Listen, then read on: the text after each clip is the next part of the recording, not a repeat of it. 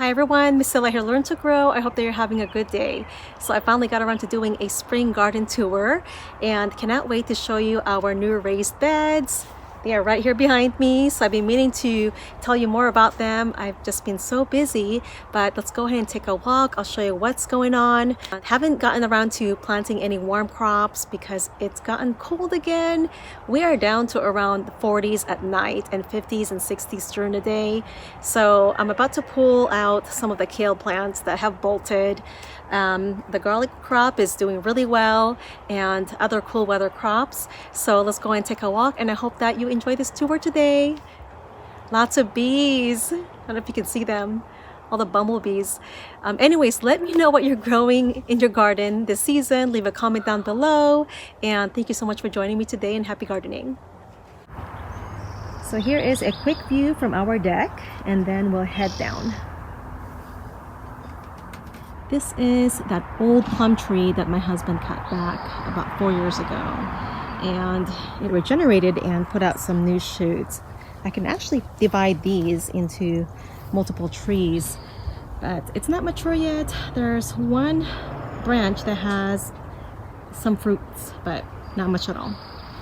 So last week I think I included this in that flower garden tour. So that's the rock garden.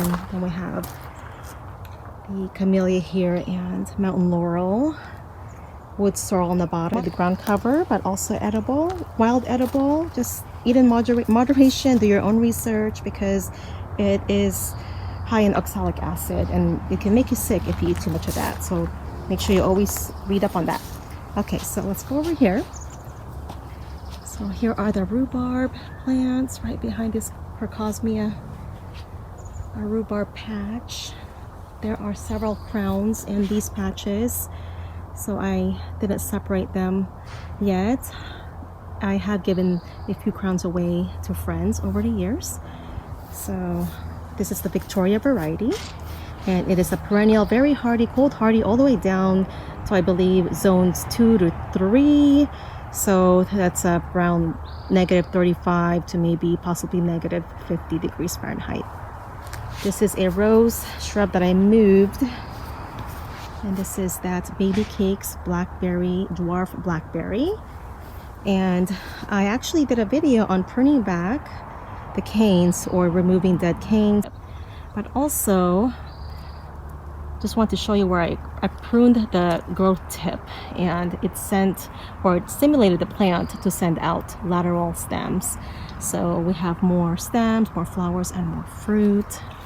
Now, since this is a dwarf variety, it will not get that big. It'll top off around 4 feet with a 4 feet, 5 feet spread, and that's it. So this is a good plant to plant in a container.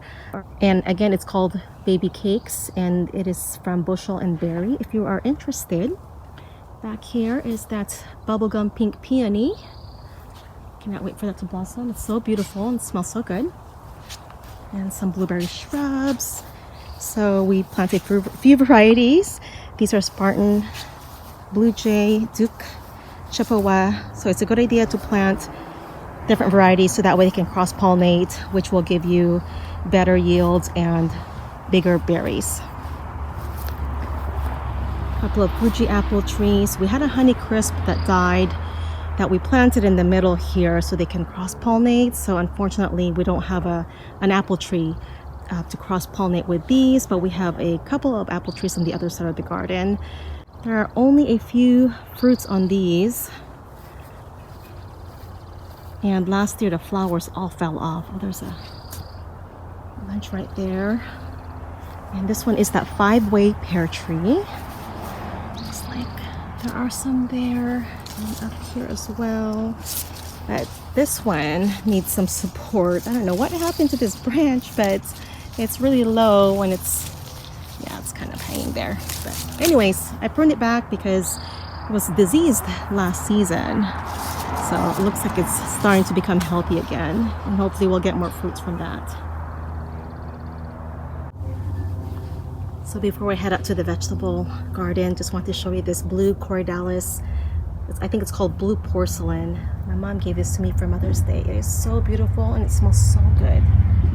just think it's a really neat and unique plant. All right, here we go. So this is that Himalayan honeysuckle or chocolate berry. Tastes between burnt caramel and toffee. It's so good. The plant itself is just beautiful. Look at the foliage. And the flowers are pinkish white. It's so pretty. And this is our littlest gardener's little pollinator flower garden. So we planted some petunias, pansies.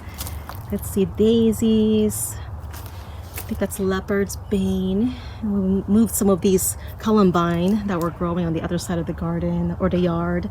Lemon balm that's self-seeded a couple of years ago. This is that Bergarten sage that we planted a couple of years back.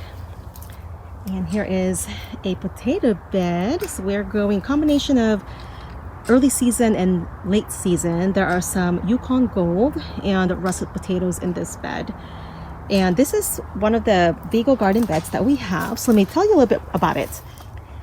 These beds are cold rolled galvanized steel and are coated with Aluzinc, which is aluminum, zinc, and silicon. And it is a very strong material. Silicon is a very strong element that protects the bed from corrosion and rusting, which also protects from different climate or atmospheric conditions. So it's a very durable bed. They are amazing. They're also beautiful.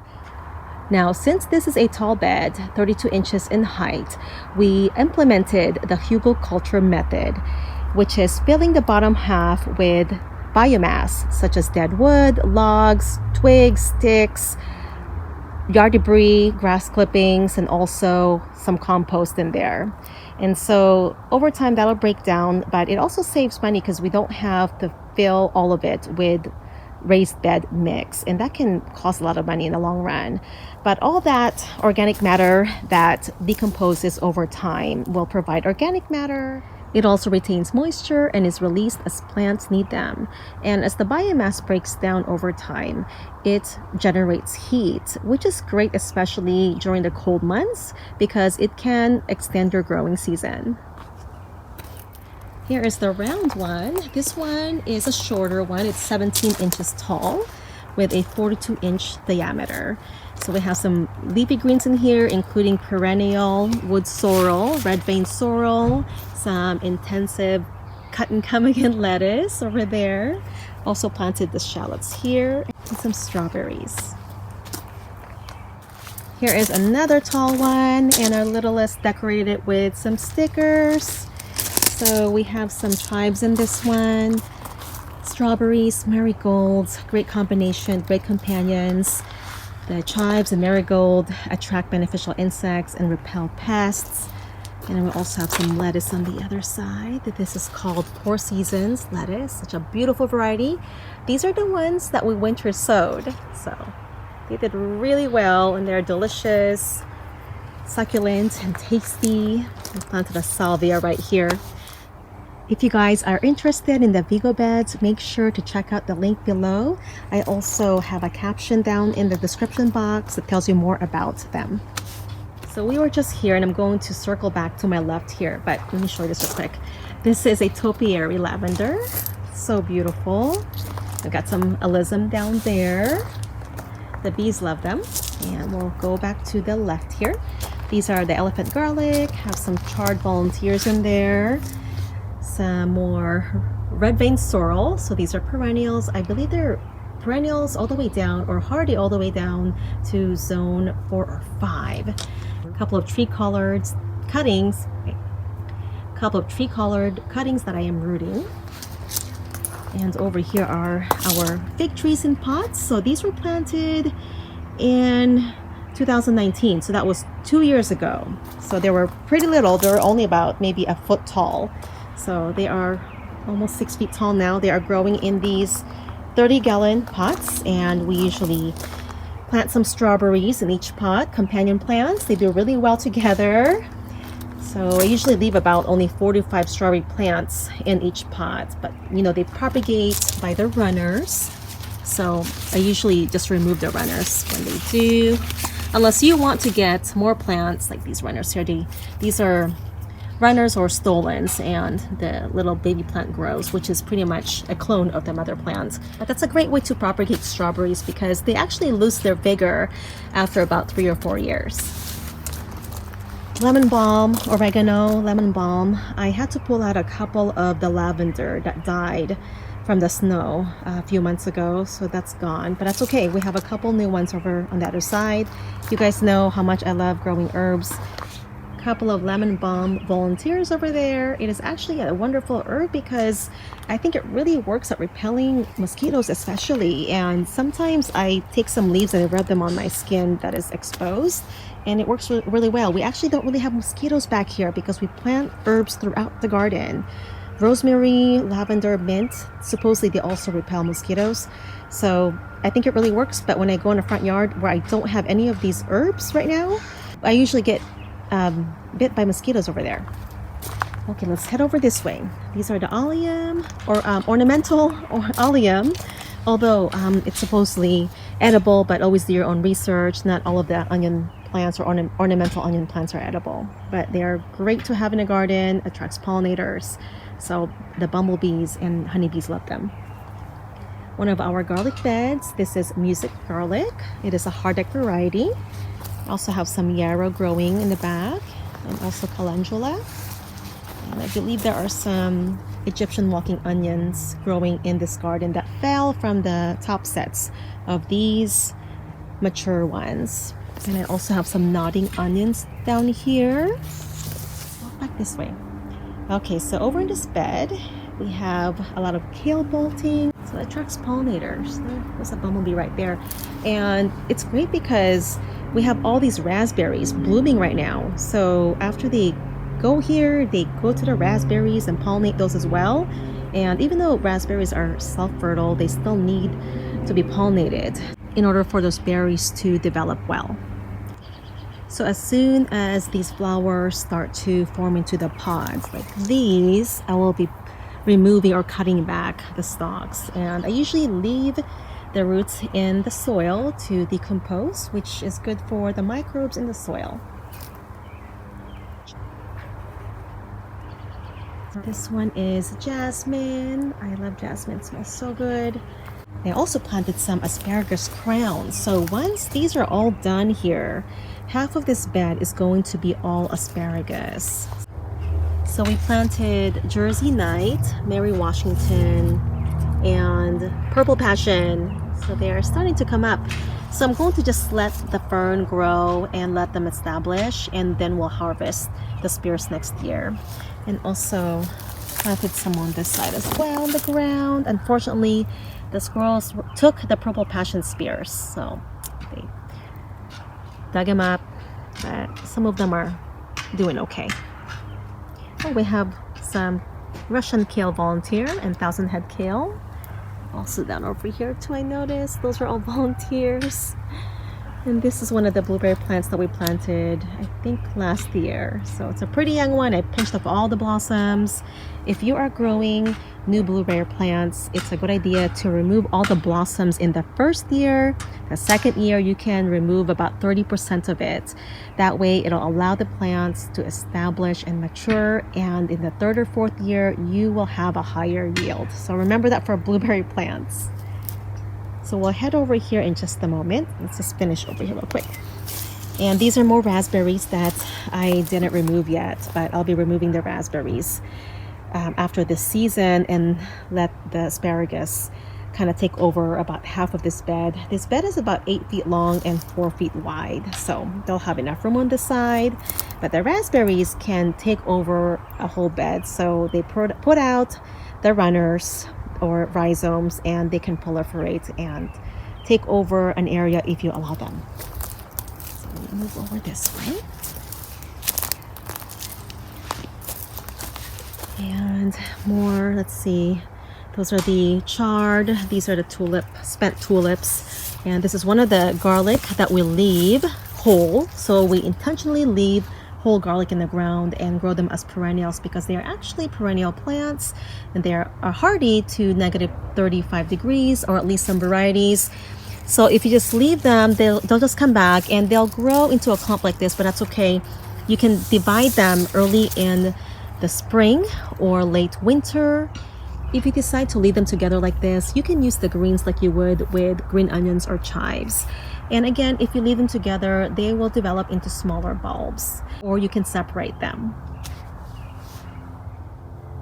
More tulips, they are starting to die back. This one is sage, about to blossom. If you allow your herbs to blossom for the pollinators, make sure to cut back the spent flowers as soon as they start to dry. That way, it'll signal to plants to produce more foliage for you. And you can also just cut back the flower buds and not allow them to blossom. So that way you'll keep getting more leaves or sprigs to harvest. So over in this area are some more garlic. This is Mount Hood. It's a hardneck variety. I think this one is Inchilium Red, which is a softneck variety. This is native to Inchilium, Washington. And these are a combination of Italian hardneck garlic from my auntie and uncle's homestead. And over here, a couple more, let's see, containers. These are fabric pots, 40 gallons. So I moved the Jerusalem artichokes into these containers because I grew them in the raised beds and also in the ground, and I couldn't get rid of them. So if you leave the crown of the plant and also some tubers, they will come back. So if you live in a cooler climate, these can be grown as perennials from zones 3 to 8. So that means that they will regenerate and come back. These ones are Deerfield Purple Hardneck Garlic. First time growing these varieties. They're really pretty. And we also have some Elephant Garlic Volunteers. As you can see, these ones are, I think, grew from corms. And that after that first year, they developed into these bulbs, but they don't divide into cloves until the second season. But if you just allow them to let them drop the corms that the mature elephant garlic grow in the roots or on their roots, they will come back every year. So elephant garlic is actually closer to leek, so it's not a real garlic. This perennial kale is a new addition. This just arrived. It is called Cosmic Kale. I also winter sowed some perennial kale. These are called Kaleidoscopic Kale. So these were winter sowed from seeds. And so we have a few of those seedlings. So these are great because perennials come back every year. They are hardy to zone 8 and above. So kind of a tender perennials. Lots of pots all over the place. You know how it is when you're starting out your spring garden, right? You end up with all these seedlings. Okay, more perennials. These are Radicchio. These were direct seeded about, I think, 7 weeks ago now. Cold hardy. These are Miner's lettuce or Claytonia. This is a perennial to, I believe, zone 6. But with protection, it can survive even lower temperatures.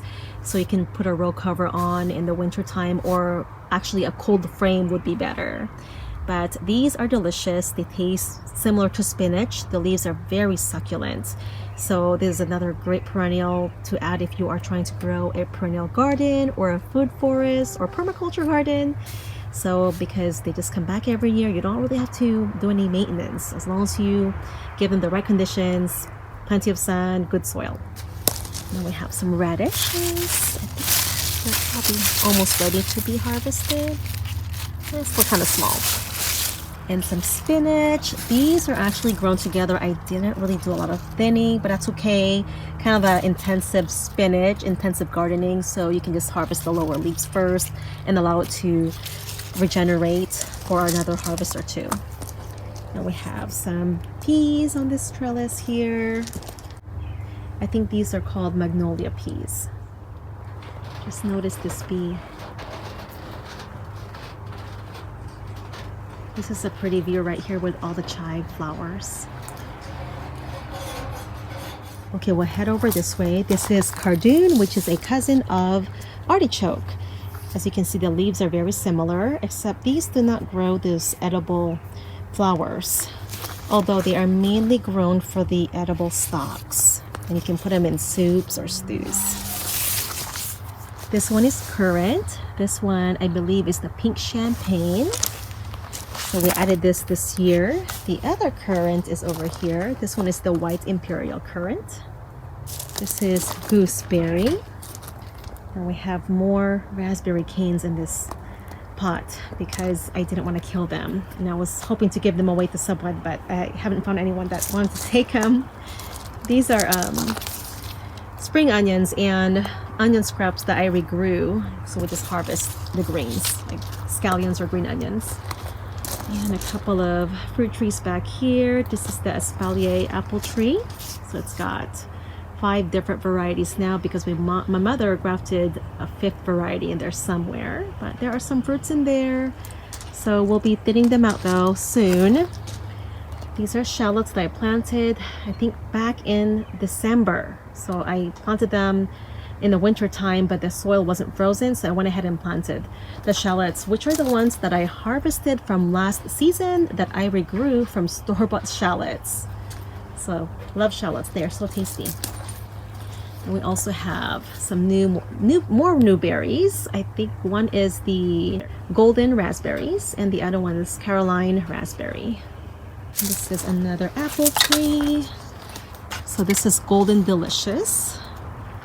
So this is the extra dwarf. They only grow to about 5 to 6 feet at the most. This is a pear tree, still needs to go on the ground. I have it in a 10-gallon pot right now, so it's a younger tree. Let's go back over this way. This is a plum tree. I just got this last year, so this is not mature yet, and it is another dwarf variety. So this one is supposed to top off around 6 feet, although it looks a little taller. Probably just need to prune it back. So this one probably won't bear fruit for another 2 years.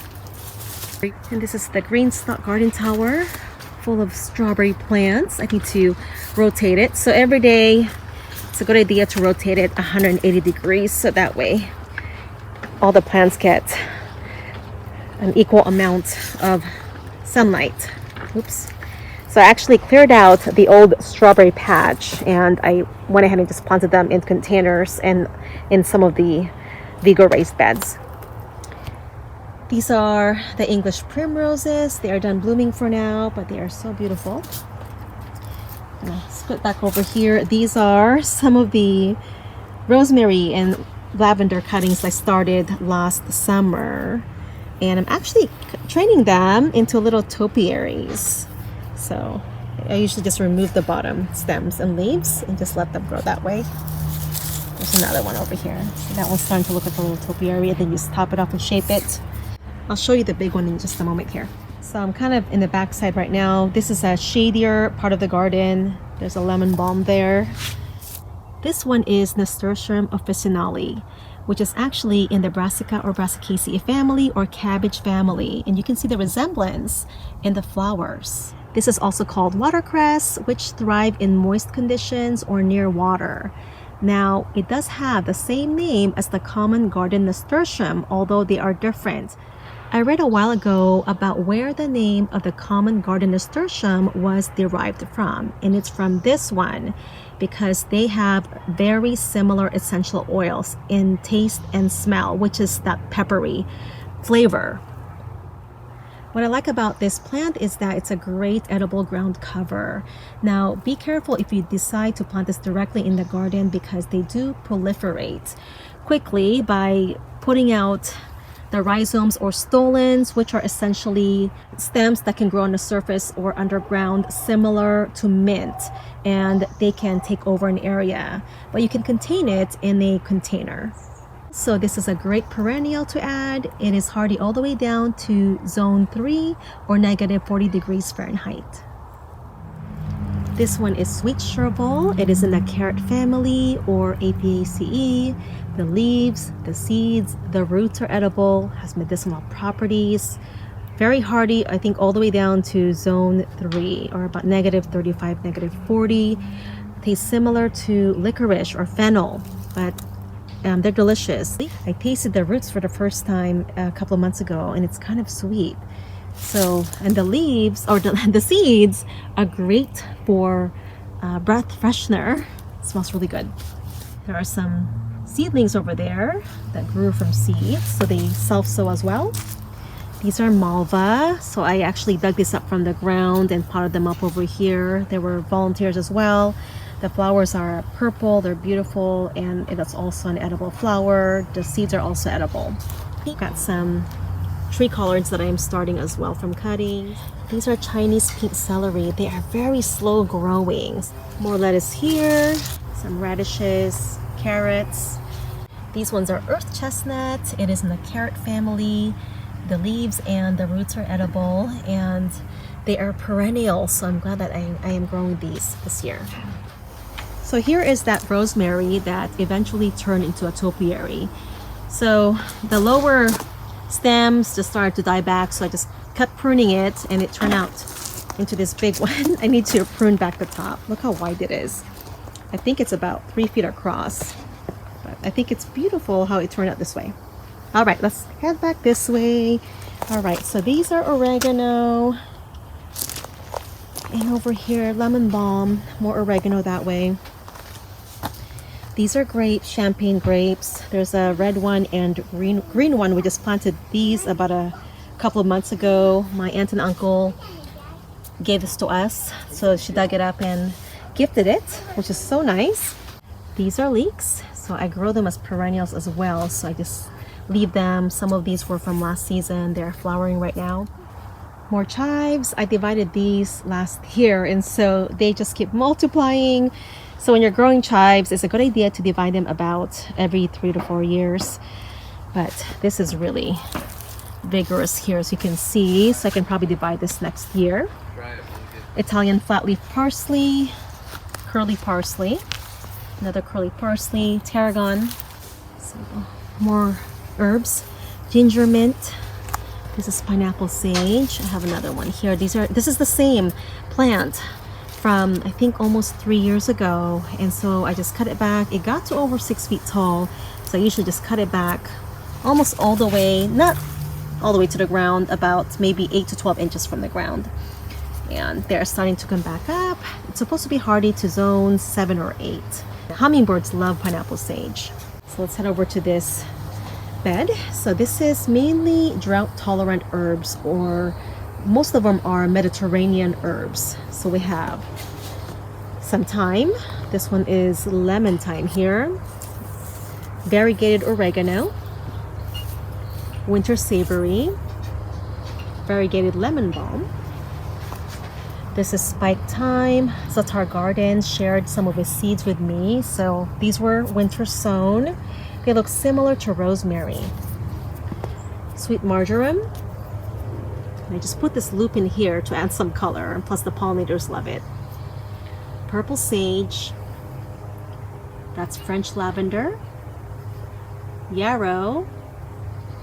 And English lavender. Also have some calendula. So this is a little herb garden. And we have a few mint plants. So I will be doing an herb garden tour. So I will include this in that because there are several varieties of mints. Now, if you are growing mints, make sure to try to plant them in a container because they will take over your garden. They propagate by rhizomes or runners. And also, if you plant the same varieties of mints together in a raised bed or in a container, they can start to lose their distinctive aroma. So just keep them separated. Some more herbs, catnip, thyme. I think this might be lemon verbena over there. And this is chamomile. It's actually a perennial type. This one does not get that big. It's more of a ground cover. So it's Roman chamomile. Feverfew, another medicinal herb. More chives. And this is the Perpetua blueberry. Let's see here. Bay laurel tree or sweet bay. So it's a little bit over 5 feet tall now. So this was so tiny when I planted it back in summer of, I believe, 2017, maybe fall. But it was about 6 inches tall. But it's gotten really big and it's so healthy, and I just love how beautiful and glossy the leaves are. Let's head over this way real quick. These are Cilantro Volunteers. So you know, I usually let some of the plants self-seed and I don't have to sow them. They overwinter and they sprout when conditions are favorable. Just makes it so much easier if you allow some of your plants to self-sow or self-seed. Just make sure you can maintain that area because they can take over the garden if you just let them go wild, or you can even let them self-sow in a container. This one is a new one. This is black clover. So beautiful. So I just planted it as a ground cover, and I was inspired by Ellen Mary. I follow her on Instagram. Over in this bed are some asparagus, and in between I planted some lettuce seeds because they will benefit from the shade as the weather starts to get warm. So these will grow into fern-like leaves and they'll shade the lettuce in the bottom. So if you have some room beneath the taller crops, even tomatoes, you can plant some lettuce beneath the tomatoes. They'll benefit from the shade and you're not wasting room, so you can grow more food. These are Oxalis Tuberosa. It is from the Oxalis family, and I am growing them for the edible roots. The roots taste similar to potatoes. They are tubers, and they're supposed to taste kind of like potatoes with sour cream, and the tubers are beautiful. They were bright red and yellow, so cannot wait for those. And what's great about these is they are perennial crops. So now we are at the back side of the garden. So just want to show you the perennial tree collards. This is purple tree collard, merit, another purple tree collard over there. And then I also planted some more perennial kale. This is sea kale. I started them from seeds. They were winter sown, although they look kind of different. And I also have another sea kale that I'm growing, but I bought the seeds from 2 different vendors. So they both kind of look different, but we'll just see what happens. So as long as they're perennials, I will be happy. So garlic, these are Mount Hood. And some of these, or the other half, are elephant garlic. Some of them are volunteers. All the way here. Raspberries. So you want to support your raspberry canes if you planted some. I have twine running across on the middle and on the top. These are the candy variety, very hardy, all the way down to zone 3 to 8. I just want to show you. So I do top them off or prune the tips off, about 3 to 4 inches of the tip. And in early spring, and you can do this again if you have ever bearing varieties in the summer. These are summer bearing, but when you top prune, it'll signal the plant to grow more lateral stems, so you'll end up with more stems, more flowers, and more fruits. And if you'd like to know more about pruning your raspberry canes, I uploaded a video on this about a couple of months ago. And one thing you gotta watch for when you're growing raspberry or blackberries is that they will put out these primocanes or suckers that grow from the rhizomes or underground roots. So if you don't maintain the area, they can take over your whole garden. So you can see, I actually pulled out a lot right here, so I need to pull this out soon. Unless you have the room, go ahead and let them be. Or you can dig them up and plant them in another area or bed or in a container. Forgot to show you the figs.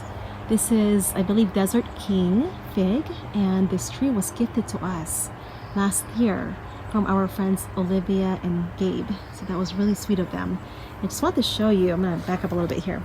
So a lot of these are perennial crops, so it's kind of a little food forest that we're trying to achieve. So beneath the taller trees that can be fruit or nut trees, you can plant shrubs or canes such as the raspberry canes, blueberry, your perennial greens like kale, and then you have your herbs as well as your ground cover crops. And a lot of the garlic beneath here are left because they're actually perennial crops. As you can see, all those clumps of garlic over there, so we just kind of let them be. Once these plants are established, they pretty much sustain themselves, except for garlic. Garlic is a pretty heavy feeder, so if you want bigger bulbs, you need to fertilize early in the springtime and also at the time of planting. But some of these plants, like the tree collards, they kind of just do their own thing. And about once a year, I do lay a layer of compost as well, and that helps condition the soil and feed the microbes, so that way they can keep breaking down the organic matter and feed the soil and the plants. And also mulching with wood chips or straw leaves, any organic matter will be broken down by the microbes, which will recycle nutrients back into the soil. So I think that's it. Thank you so much for joining me today, everyone. So there's really not much going on over where the greenhouse is. Back there and behind the coop, it's all shaded out by the evergreen trees now. We used to grow a lot of our crops there, but right now there's really nothing over there at all, just some volunteer plants that I'll be moving to other parts of the garden. I hope that you all enjoyed this tour today, and I appreciate your support. Thank you so much for joining me. And until then, I'll see you on the next video. Have a wonderful day, everyone, and happy gardening.